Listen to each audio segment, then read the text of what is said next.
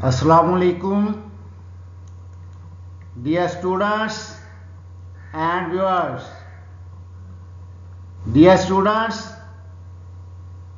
आज के लेक्चर का टॉपिक है azimuthal quantum number.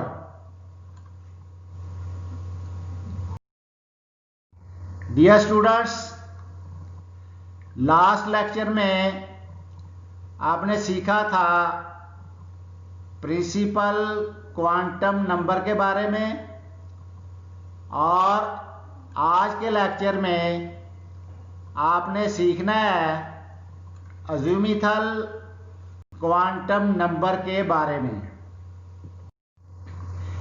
Dear students, ये 4 क्वांटम नंबर्स हैं जो कि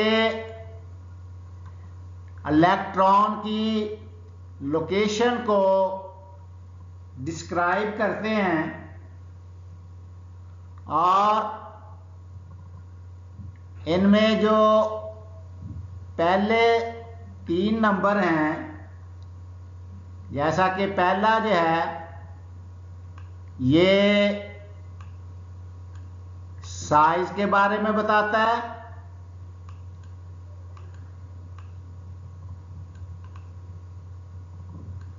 और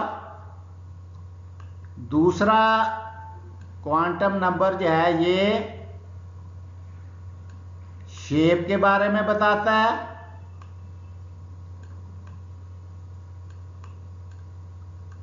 और तीसरा क्वांटम नंबर जो है ये ओरिएंटेशन के बारे में बताता है।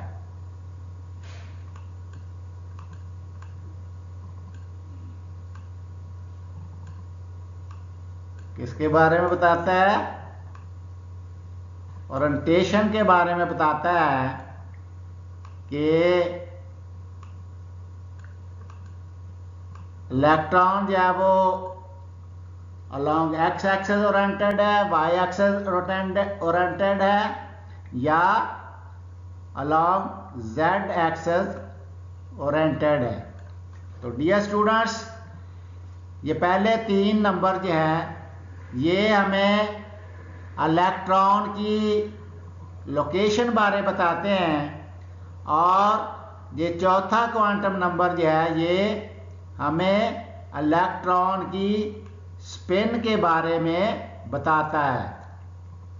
और ये पहले 3 क्वांटम नंबर जो है ये श्रोडिंगर की वेव इक्वेशन के सॉल्यूशन से लेते हैं, और ये चौथा नंबर जो है स्पिन क्वांटम नंबर ये श्रोडिंगर की वेव इक्वेशन के सॉल्यूशन से नहीं आता।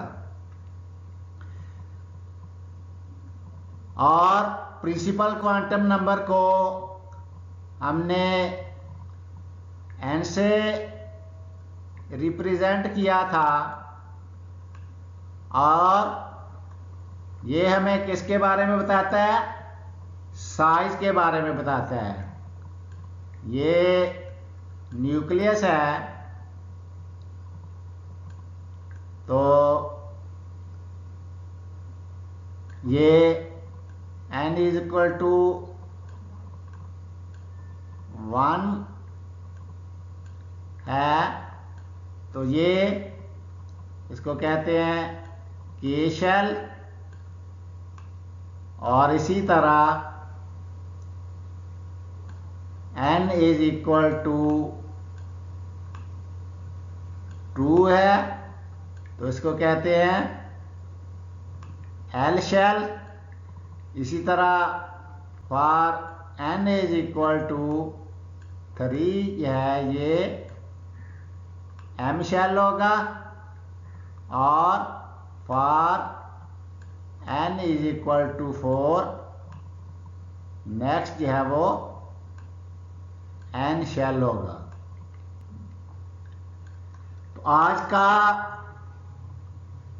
जो लेक्चर है ये अज़्यूमिथल क्वांटम नंबर के बारे में है। डियर स्टूडेंट्स,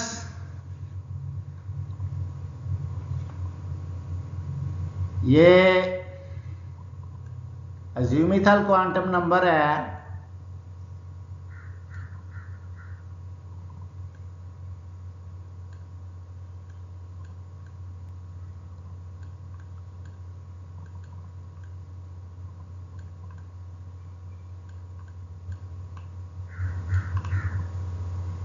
और अज़ीमुथल क्वांटम नंबर को L से रिप्रेजेंट किया जाता है। अब हम इसकी वैल्यूज को देखते हैं कि L की जो वैल्यूज होती हैं वो क्या होती हैं।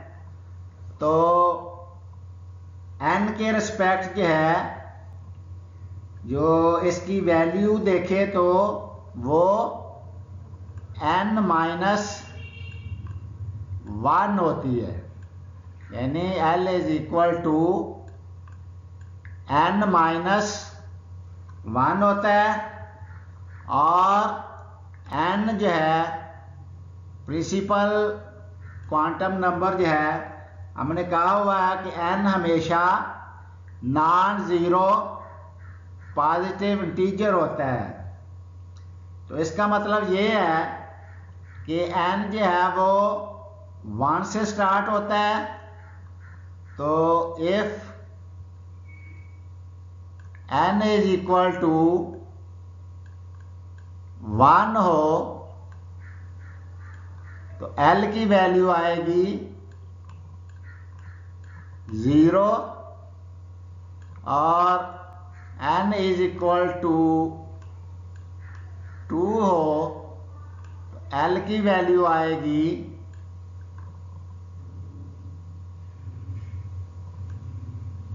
1, और if N is equal to 3 हो तो L की वैल्यू आएगी 2, एंड सो ऑन। तो डियर स्टूडेंट्स, इस तरह जो L की वैल्यूज होती हैं वो क्या होती हैं, 0, 1, 2, 3 एंड सो ऑन।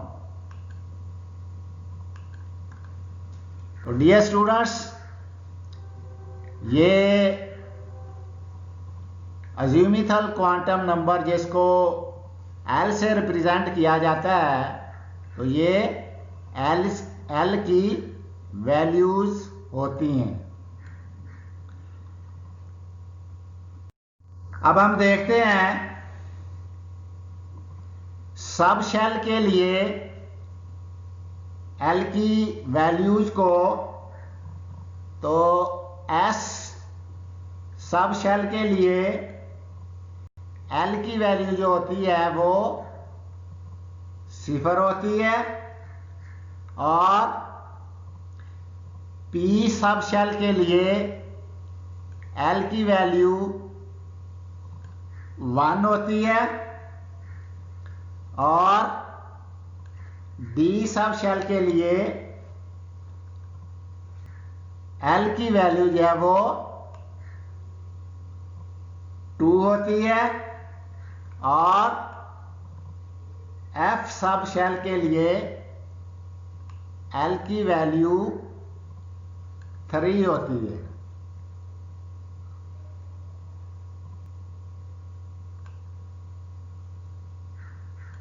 ये L की वैल्यूज है, या हम इसको कह सकते हैं कि L की 0 वैल्यू के लिए S सब शेल होता है, L की 1 वैल्यू के लिए P सब शेल होता है, और L की 2 वैल्यू के लिए D सब शेल होता है, और L की 3 वैल्यू के लिए F सब शेल होता है।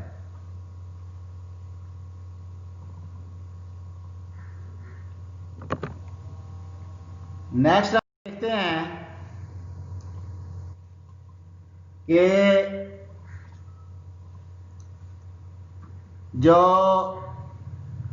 अज़ीमुथल क्वांटम नंबर होता है, प्रिंसिपल क्वांटम नंबर नहीं है, ये अज़ीमुथल क्वांटम नंबर है।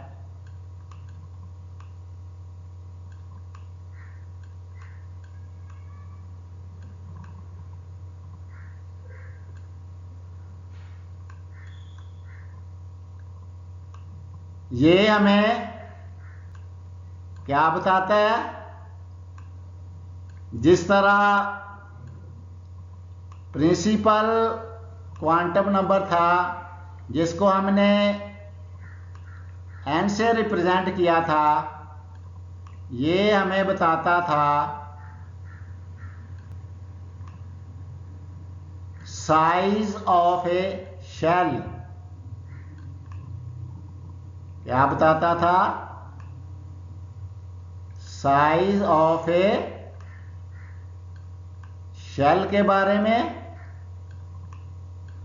तो अज़ीमुथल क्वांटम नंबर जो है, जिसको हम L से रिप्रेजेंट करते हैं, ये बताता है शेप ऑफ एन ऑर्बिटल, यानी ऑर्बिटल की शेप के बारे में ये हमें बताता है। तो डियर स्टूडेंट्स, L की जो वैल्यू है, ये L की वैल्यू है, और इसके लिए जो सब शेल कौन सा होगा, और ऑर्बिटल की जो शेप है वो किस तरह की होगी?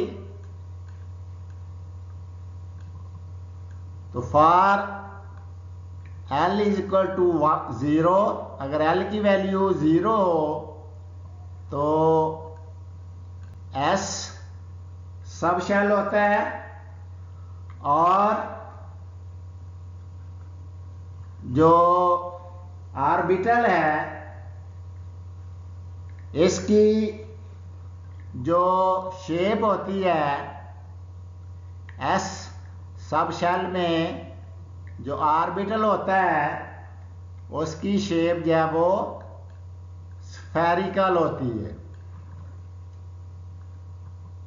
कौन सी शेप होती है? स्फेरिकल।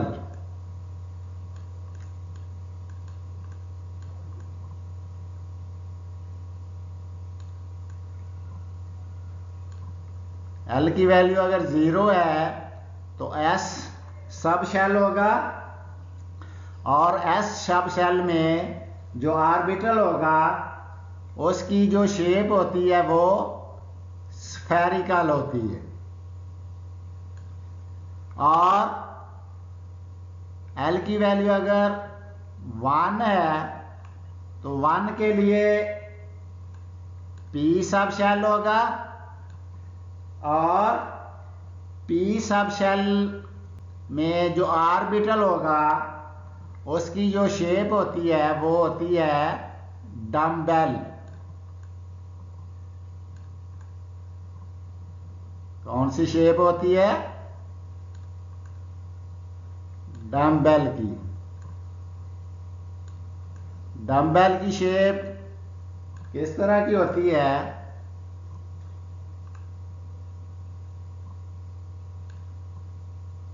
डम्बेल की शेप जो है वो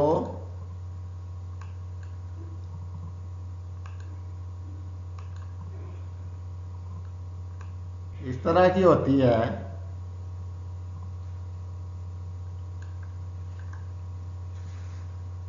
और L की वैल्यू अगर 2 है तो जो सब शेल होगा वो D सब शेल होगा, और डी सब शेल की जो शेप होती है वो डबल डम्बेल होती है।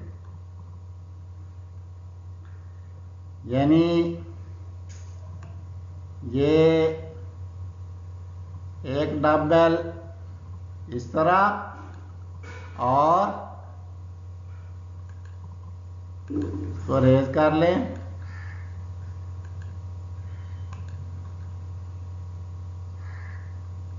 ये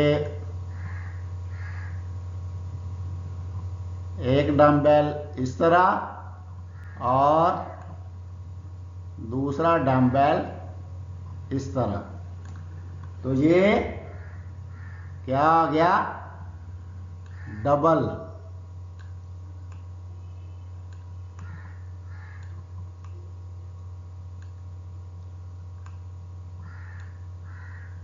डबल डम्बेल।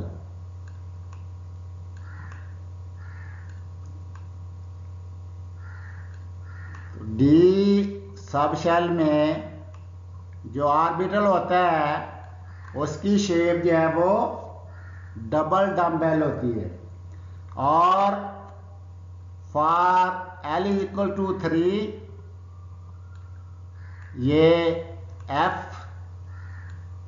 सब शेल होगा और एफ जो एफ सब शेल है इसमें जो ऑर्बिटल होगा उसकी जो शेप होती है वो कॉम्प्लिकेटेड होती है।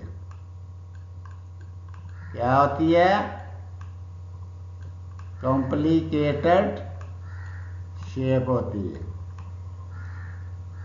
तो डियर स्टूडेंट्स, ये है अज़ीमुथल क्वांटम नंबर जिसको एल से रिप्रेजेंट किया जाता है और ये हमें क्या बताता है? Shape of an orbital. L is equal to 0 S sub shell होगा और एस सब शेल के में जो ऑर्बिटल होगा उसकी जो शेप होगी वो स्फेरिकल होगी। और L is equal to 1 P sub shell होगा और पी सब शेल में जो ऑर्बिटल होगा वो डम्बेल होगा। और for L is equal to 2 जो सब शेल होगा वो डी सब शेल होगा और डी सब शेल में जो ऑर्बिटल होगा उसकी शेप जो है वो ये डबल डम्बेल होती है। और एल इज इक्वल टू 3 की वैल्यू के लिए एफ सब शेल है और इसकी जो शेप होती है ये कॉम्प्लिकेटेड शेप होती है। क्या होती है? Complicated shape.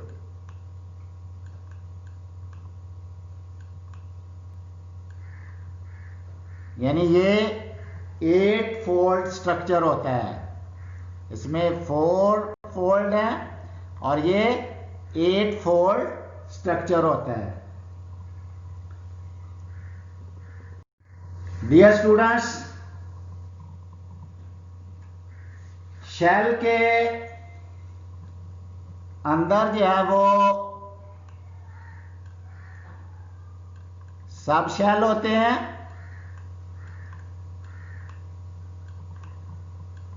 और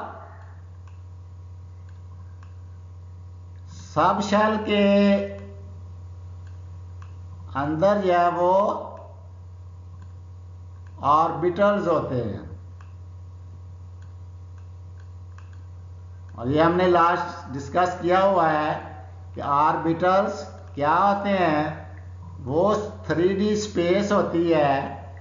यहाँ इलेक्ट्रॉन के पाए जाने की जो प्रोबेबिलिटी होती है वो सबसे ज़्यादा होती है।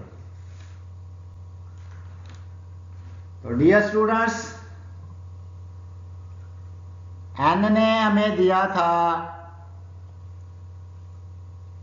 शेल और साइज ऑफ शेल के बारे में बताया था और एल हमें बताता है azimuthal quantum number, sub shell और शेप ऑफ द ऑर्बिटल।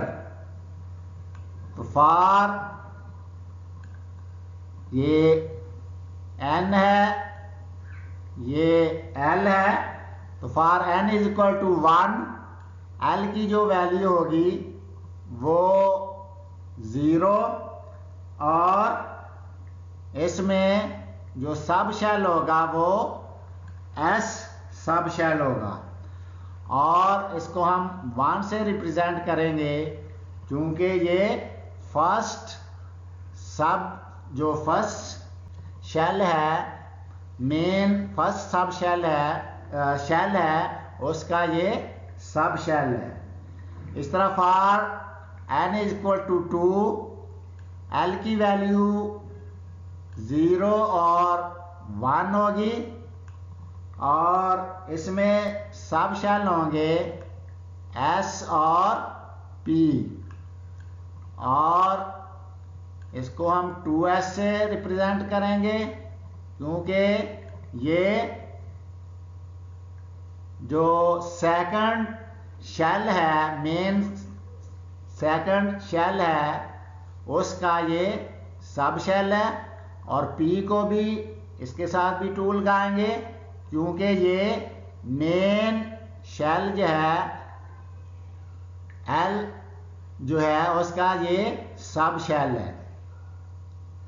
इस तरह अगर n की वैल्यू 3 है तो l की वैल्यू होगी 0, 1 और 2 और इसमें सब शेल होंगे s, p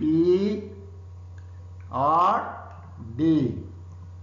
इसके साथ 3 लगाएंगे क्योंकि ये तीसरे मेन शेल का सब शेल है और ये भी इधर भी 3 लगाएंगे क्योंकि ये भी तीसरे मेन शेल का सब शेल है।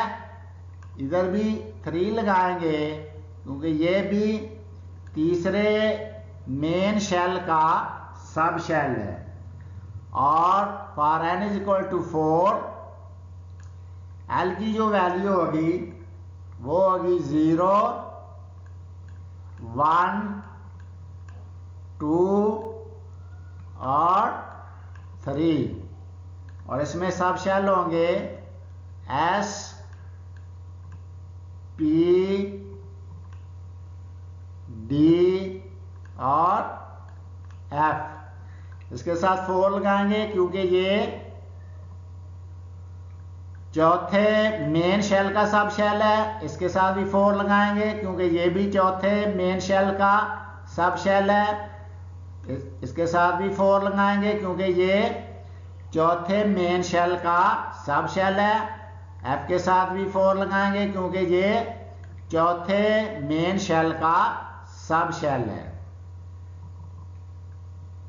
तो डियर स्टूडेंट्स, ये अगर न्यूक्लियस है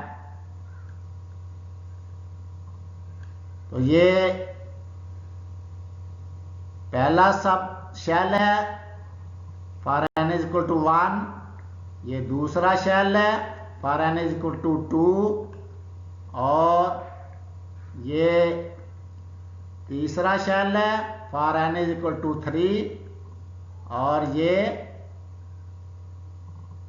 चौथा शेल है for n is equal to 4।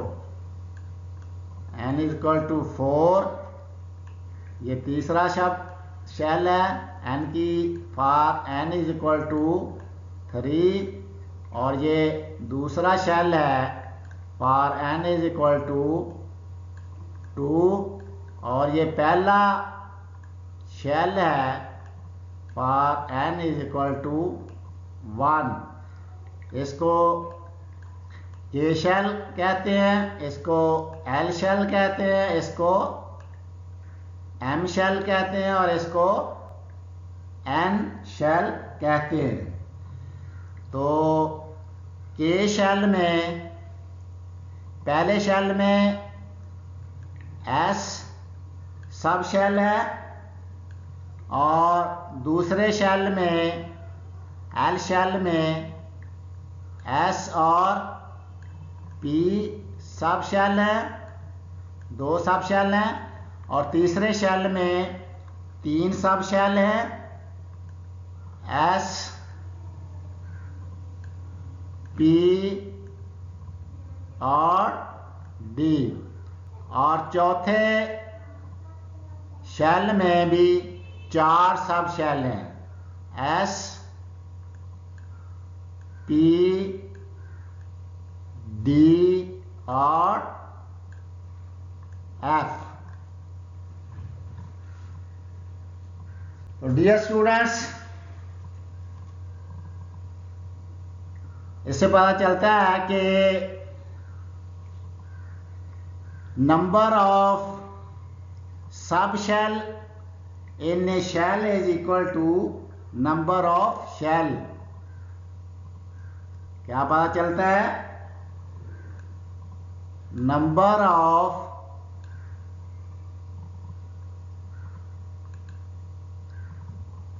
Raise कर लें,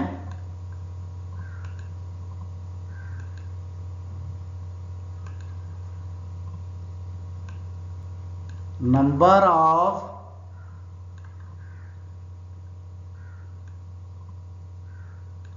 सब shell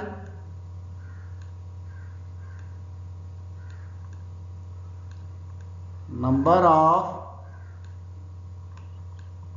sub shell is equal to number of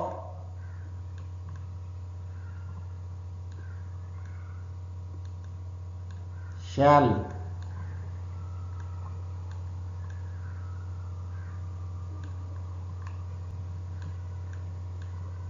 इन पहले शेल में 1 सब शेल है, दूसरे में 2 सब शेल है, तीसरे में 3 सब शेल हैं और चौथे में 4 सब शेल हैं।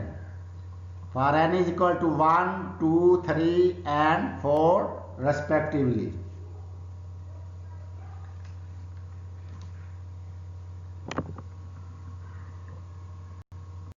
डियर स्टूडेंट्स, ये एस सब शेल है और इसकी जो शेप है ये स्फेरिकल है।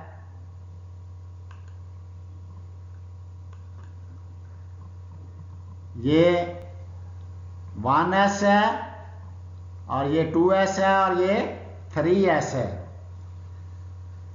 यानी ये पहले शेल का एस सब शेल है, ये दूसरे शेल का एस सब शेल है, ये तीसरे शेल का एस सब शेल है। तो डियर स्टूडेंट्स, जो 1s है ये साइज में छोटा है, 2s इससे बड़ा है और 3s जो है वो इससे बड़ा है।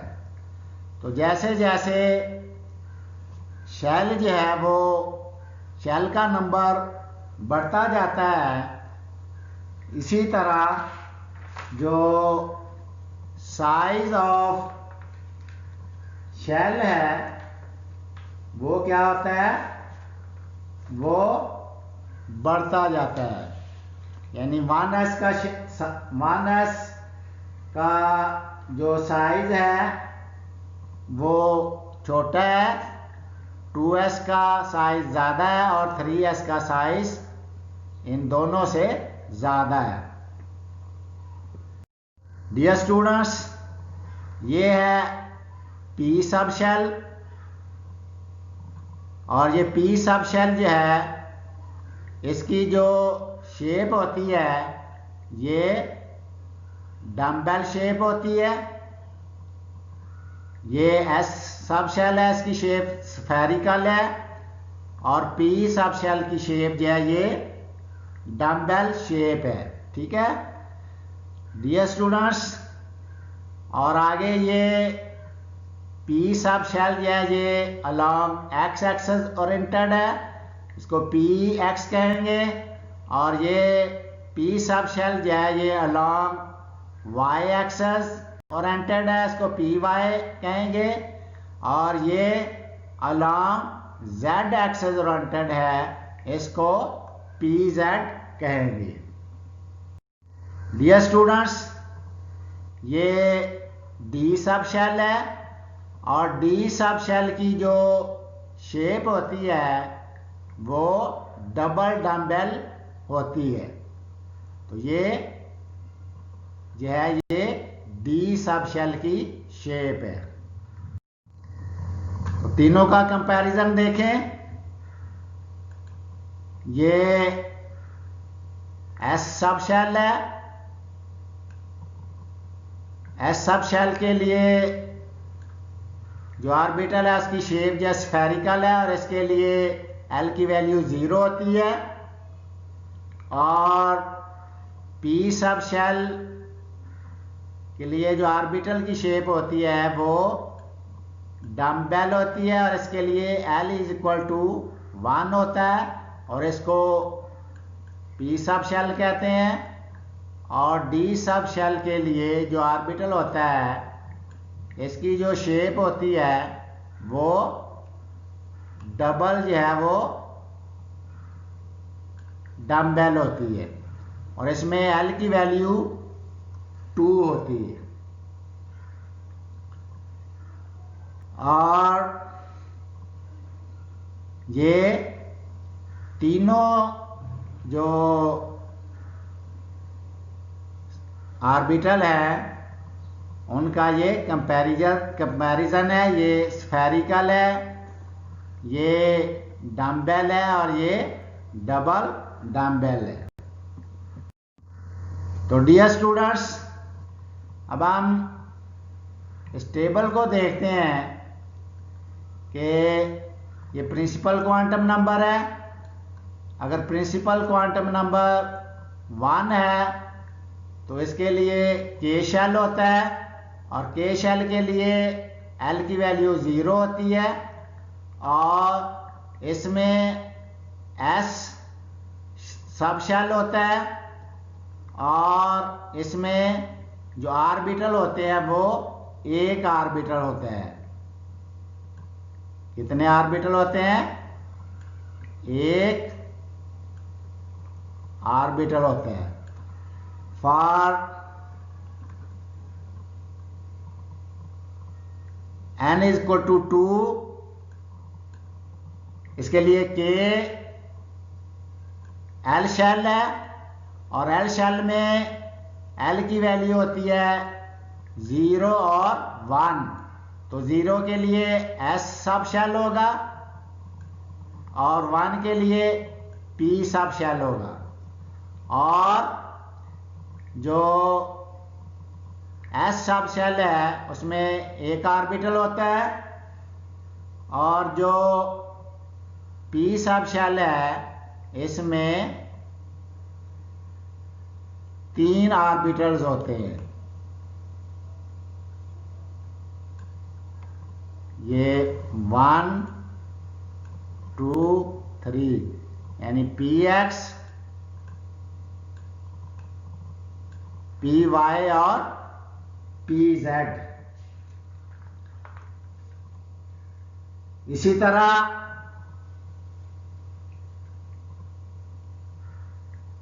जो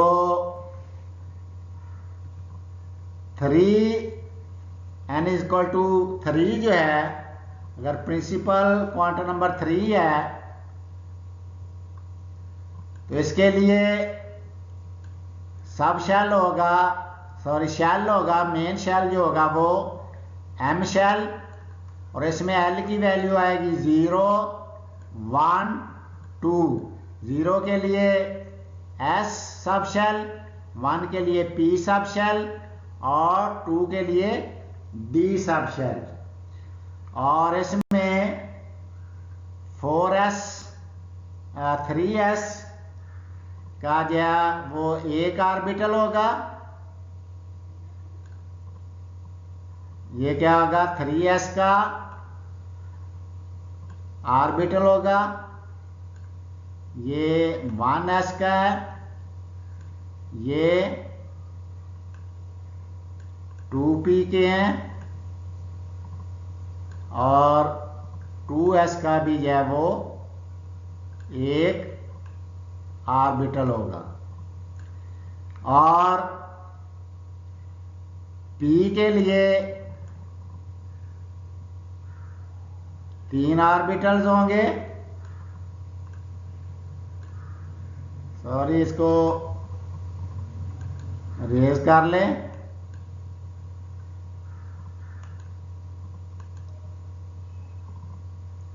ये इसमें 3 ऑर्बिटल्स होंगे।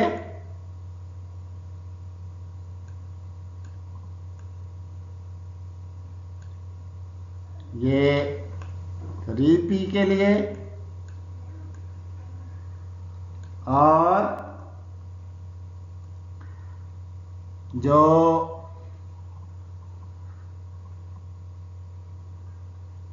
3d है इसके 5 ऑर्बिटल होंगे।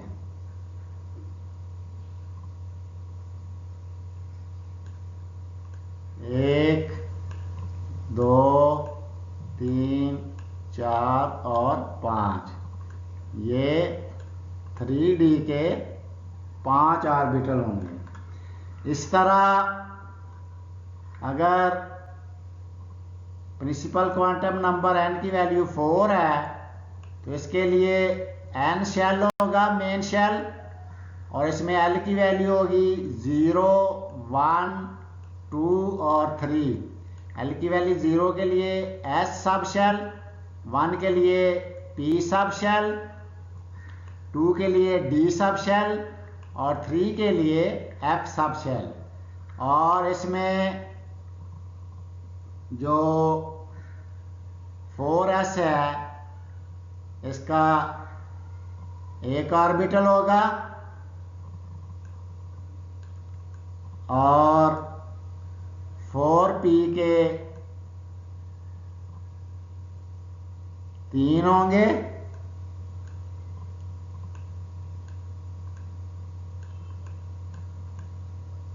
और 4d के लिए 5 ऑर्बिटल्स होंगे। 1, 2, 3, 4 और 5। और 4f के लिए 7 ऑर्बिटल्स होंगे। 1, 2, 3, 4, 5, 6 और 7। यानी ये 4f के 7 ऑर्बिटल होंगे। डियर स्टूडेंट्स, ये नेक्स्ट हम पढ़ेंगे कि एक ऑर्बिटल में कितने इलेक्ट्रॉन होंगे। 2, एक की स्पिन ऊपर होगी और दूसरे की स्पिन जो है वो एक की पॉजिटिव होगी और एक की नेगेटिव होगी। तो डियर स्टूडेंट्स, ये है टेबल जो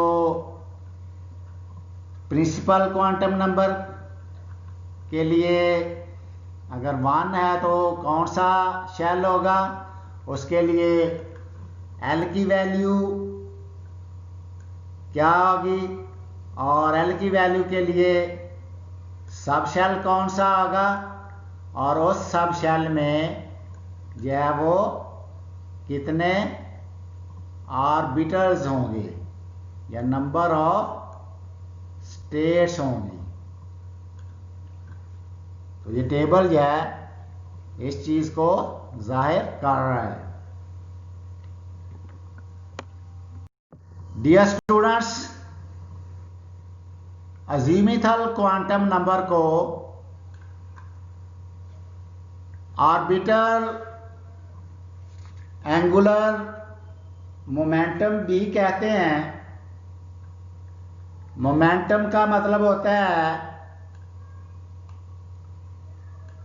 क्वांटिटी ऑफ मोशन, यानी कोई चीज मूव कर रही है तो इसकी क्वांटिटी ऑफ मोशन होती है, इसको हम मोमेंटम कहते हैं।